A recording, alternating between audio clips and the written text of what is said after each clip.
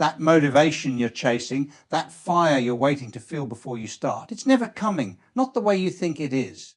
I've watched people wait their entire lives for the right moment to feel inspired. They're still waiting. Meanwhile, the people who actually built something, the ones with the bodies, the businesses, the lives you secretly envy, they figured out a secret you haven't. They stopped relying on feeling like it. Today, I want to show you the one force that separates people who dream from people who achieve. Miss this and you'll stay stuck forever. Trust me on this one. I used to be the most motivated person in any room. Seriously. I'd watch a video, read a book, attend a seminar, and I'd be on fire, ready to conquer the world.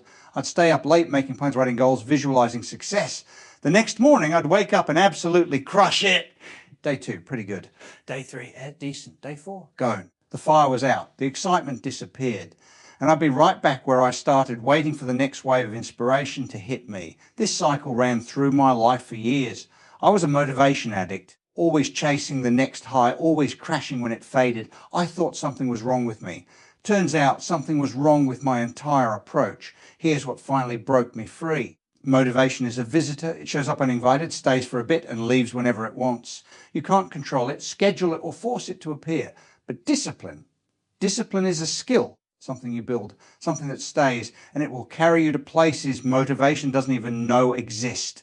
Let me show you exactly how this works. Let me describe someone, and you tell me if this sounds familiar.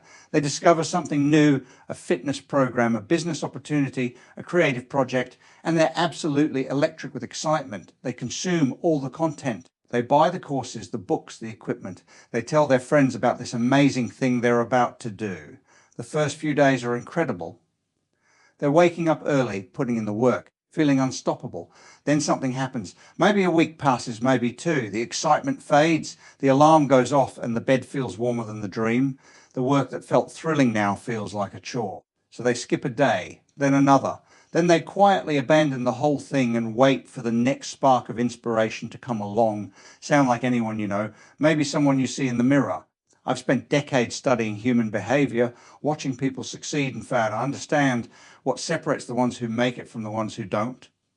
And I can tell you with absolute certainty, it's not talent. It's not luck. It's not even an opportunity. The difference is this one thing: the ones who succeed learn to work without feeling like working. The ones who fail never figured that out. We live in a world that worships motivation. Every platform is flooded with content designed to pump you up, get you excited, make you feel like you can do anything. And it works temporarily. You watch a powerful speech, you feel invincible, you read about someone's success story, you believe yours is coming. But here's what nobody tells you about that feeling: it's designed to fade. That's literally how your brain chemistry works. Dopamine, the chemical behind motivation, is triggered by novelty and anticipation. New things excite you, the promise of reward excites you. But the moment something becomes routine, the moment the work gets repetitive, your brain stops releasing that chemical. The excitement disappears because your brain was never designed to keep you excited about the same thing forever. This is why motivation fails you. Not because you're weak, not because you don't want it badly enough, but because you're relying on a system that was built for short bursts, not long journeys. You're trying to run a marathon on a sprinter's fuel tank. Some of you have been stuck in this cycle for years, maybe decades. You've started and stopped so many things you've lost count. Every January brings new goals, and every March brings quiet abandonment. You've probably started to believe stories about yourself, that you're lazy, that you lack willpower, that you're just not the kind of person who follows through. Those stories are lies. You've just been using the wrong tool for the job, Bob. Imagine trying to build a house with a hammer that only works when it feels like it. Some days you swing and it drives nails perfectly. Other days you swing and nothing happens. The hammer just refuses to cooperate. You'd never finish that house, would you? You'd get walls half built, rooms half finished, a structure that looks started but never completed. That's exactly what motivation does to your goals. It works when it wants to. And that's not nearly often enough to build anything that lasts. Here's what makes this even worse. Every time you start something and don't finish it, you're not just losing that one opportunity. You're training your brain to expect failure. You're building a pattern of incompletion that gets stronger every time you repeat it. Your subconscious starts to believe that this is just who you are, someone who starts but doesn't finish. And that belief becomes a self-fulfilling prophecy that gets harder to break with every abandoned goal. Now let me tell you what changed everything for me. It wasn't a motivational video. It wasn't a powerful speech. It was actually watching someone incredibly boring do something incredibly impressive. Years ago, I met a man who had built a massive business from nothing. Self-made, started with zero advantages, now employing hundreds of people. I expected him to be charismatic, inspiring, and full of infectious energy. He wasn't. He was possibly the most boring person I'd ever met. Soft-spoken, methodical, almost robotic in how he described his journey. No passion in his voice, no fire in his eyes, just calm, steady, almost monotone, recounting what he did every day. I finally asked him the question I ask everyone successfully. What's your secret? And he gave me an answer I'll never forget. He said, I do the thing whether I want to or not, every single day. That's it. That's it. That couldn't be it. I pushed him for more. There had to be some strategy, some hack, some secret weapon. He just shook his head. Everyone's looking for the complicated answer because the simple one is too boring to accept. I just show up every day. Most days I don't feel like it. I do it anyway. That's the whole secret. I left that conversation annoyed. It felt too simple, almost insulting. But over the next few months, I couldn't stop thinking about it. I started watching other successful people more carefully, not listening to what they said in interviews, but observing how they actually lived. And I noticed the same pattern everywhere. The people who built real things weren't more motivated than everyone else. Many of them were actually less outwardly passionate. They just had this quiet consistency that didn't depend on how they felt. That's when the mindset shift happened for me. I stopped asking myself, do I feel like doing this?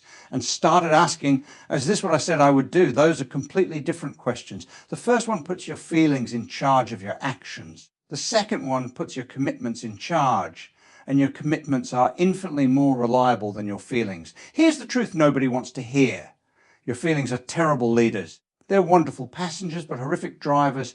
They change constantly based on sleep, stress, weather, hormones, what you ate, what someone said to you, 100 variables you can't control. Building a life on feelings is like building a house on sand. It shifts constantly and nothing stable can stand on it. Discipline is the decision to let your commitments override your feelings. That's really all it is, not complicated, not mysterious, just a simple choice made repeatedly. I will do what I said I would do, regardless of whether I feel like doing it right now. Some of you might be thinking this sounds miserable, like I'm asking you to live a joyless life of forcing yourself through things you hate. That's not what I'm saying at all. Here's what's actually interesting. Discipline creates motivation more reliably than motivation creates action. When you do the thing even when you don't feel like it and you see results start to accumulate, genuine motivation follows. You get excited about the progress, but the progress had to come first. You had to earn the motivation through disciplined action, not wait for motivation to grant you permission to act. The most successful people I know aren't more motivated. They've just broken the lie that they need to feel a certain way before they can perform. They've separated their emotional state from their productive output. And that separation is freedom. Let's get into how you actually build this. Because discipline isn't something you're born with, it's something you develop. And there are specific ways to develop it faster. First, you need to shrink the task. Most people fail at discipline because they're trying to force themselves to do things that are too big, too hard, too overwhelming. Your brain resists massive efforts, especially when you don't feel like it. So don't start with massive efforts. Start with something so small your brain can't argue with it. Instead of committing to an hour at the gym, commit to putting on your workout clothes. That's it. Just get dressed. Instead of committing to write for 2 hours, commit to opening the document and writing one sentence. Just one. Instead of committing to a complete diet overhaul, commit to drinking 1 glass of water before your morning coffee. These micro commitments seem almost embarrassingly small, but that's exactly why they work. Here's the psychology behind it. When you make the task tiny, you remove the friction that triggers resistance. Your brain doesn't fight small things. And once you've started, once you've put on the clothes, written the sentence, drunk the water, you've broken the inertia. Most of the time, you'll naturally continue beyond your minimum commitment. The hardest part is always starting. Make starting ridiculously easy. Second, you need to remove decision making from the equation. Every decision you have to make is an opportunity for your feelings to interfere. Should I work out today? What time? What exercises? How long? Every question is a chance for motivation to fail you. So stop asking questions. Decide everything in advance and then just execute the decision without revisiting it. Pick your workout days and times and treat them as non-negotiable appointments. Plan your meals at the beginning of the week so you're not deciding when you're hungry. Set up your environment the night before. Clothes laid out, workspace cleared, everything ready. When the moment comes, there's nothing to think about. You just do the thing you already decided to do. I call this pre-deciding your life. The most disciplined people I know make very few daily decisions about their important activities. They decided once correctly and now they just execute. Their feelings don't get a vote because the decision was made when their feelings weren't present to interfere. You need to create what I call identity-based commitments. This is powerful. Instead of saying, I'm trying to work out more, say, I'm someone who works out. Instead of, I'm trying to eat healthier, say, I'm someone who eats healthy. Instead of, I'm trying to build a business, say, I'm someone who builds things. The language shift seems subtle, but it changes everything. When your commitment is tied to your identity, breaking it means betraying who you are, and humans will do almost anything to stay consistent with their self-image. Start telling yourself a new story. Not about what you're trying to do, but about who you are. Disciplined people don't have some supernatural willpower. They just have a clear identity that they refuse to contradict. Every action either confirms or denies your identity. When you see yourself as a disciplined person, skipping the work feels like lying to yourself. Fourth, embrace strategic boredom. Most people quit when things get boring. They interpret boredom as a sign that they should find something more exciting. This is exactly backwards. Boredom is a sign that you've gotten past the novelty phase, which is where most people quit. If you're bored, you're exactly where you need to be to build something real. The amateurs are still excited because they're still new. You've outlasted the excitement and now you're building actual skill. That's an achievement, not a problem. The people who master anything learn to find satisfaction in the mundane repetition that others flee from. They don't need every session to be thrilling. They understand that boredom is the bridge between beginner and expert. Cross that bridge and you'll find yourself in territory most people never reach. Fifth, build your streak and protect it. There's something psychologically powerful about consecutive days. When you've done something 5 days in a row, skipping day 6 feels different than skipping day 2. You've built momentum, and breaking that streak has a real cost. Use this to your advantage. Track your consistency visually, a calendar with X marks, an app that counts your streak, whatever works. Watch that number grow and let the growing number motivate you to keep it growing. I know someone who hasn't missed a day of writing in over 3 years. I asked him how he does it, and he said the streak itself became the motivation. I don't want to write most days, he told me, but I really don't want to reset that counter to 0, so I write. That's discipline weaponizing your psychology instead of fighting it. Finally, anticipate and plan for resistance. You're going to have days when everything in you screams to skip it. Plan for those days in advance. Have a minimum viable version of your commitment ready. If you normally work out for an hour, have a 10-minute routine for disaster days. If you normally write 1,000 words, have a 1-paragraph minimum for when everything falls apart. Something is always better than nothing, and maintaining the pattern matters more than maintaining the intensity. The goal is to never fully break the chain, even if some links are weaker than others.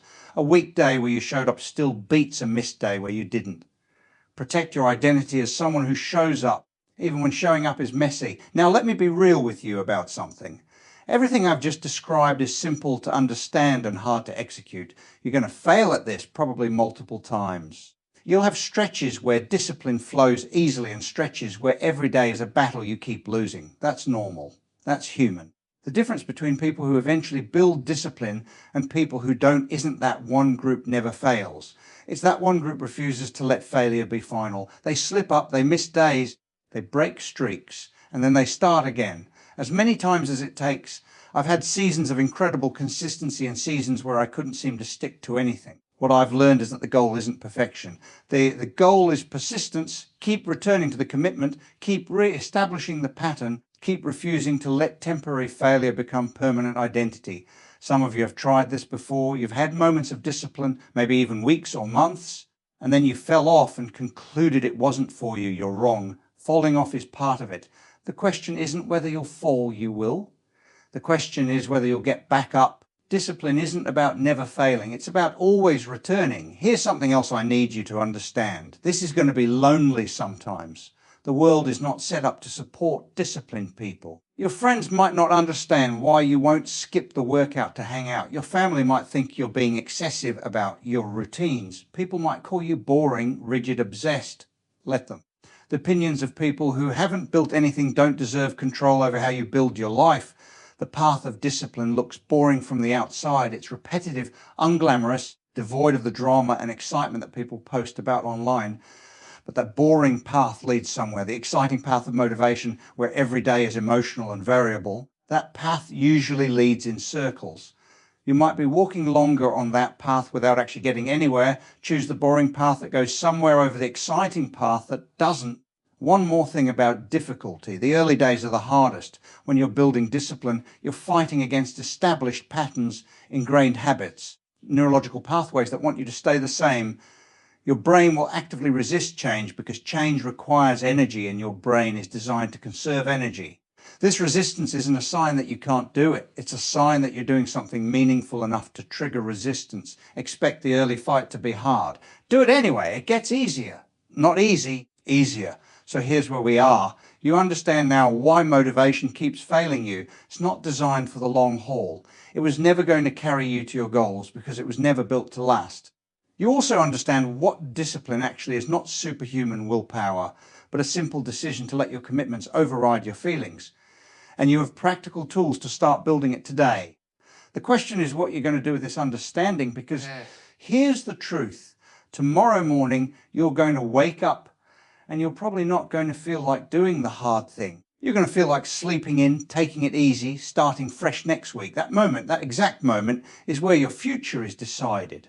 Not in the big dramatic choices, but in the quiet moments when no one is watching and motivation is nowhere to be found. You have two options at that moment. You can let your feelings make the call, roll over, and continue the pattern that's kept you stuck.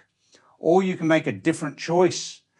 You can remember that you're building something that feelings can't build. You can get up anyway, do the thing anyway, honor the commitment anyway, not because you feel like it, but because you decided to be someone who does what they said they would do. Imagine yourself 1 year from now. 365 days of choosing discipline over motivation. Not perfect days, you'll miss some. But 365 days of returning to the commitment, rebuilding the streak, refusing to let temporary failure become a permanent story. Where would you be? What would you have built? Who would you have become? The person who relies on motivation will be in the same place they are now, still waiting for the feeling, still starting and stopping, still wondering why they can't seem to make progress. But you could be somewhere completely different. You could be the person that others look at and wonder how you did it.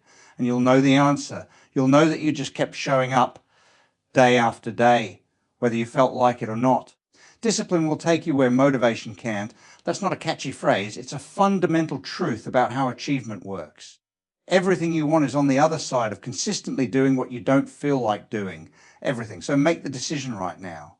Not a feeling, a decision. Decide that you're someone who operates on discipline, not motivation. Decide that your feelings are no longer in charge of your actions. Decide that showing up is non-negotiable regardless of your emotional state. And then tomorrow, when the alarm goes off and every part of you wants to stay in bed, remember this moment. Remember that you decided. Remember that motivation was never going to get you there. Remember that the only way across is through one disciplined day at a time.